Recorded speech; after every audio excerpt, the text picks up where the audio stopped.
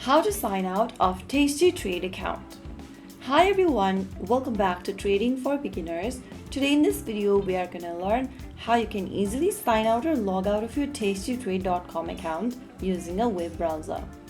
So first of all, launch open any web browser of your preference and type in tastytrade.com in it.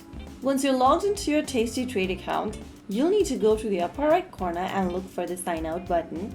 Click on that and you'll be successfully signed out of your Tastytrade account just like that. You can always log back in whenever needed by entering your username and password.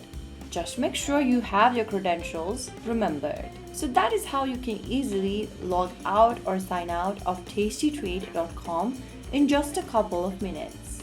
If you found the video helpful, don't forget to like, share, and subscribe to our channel.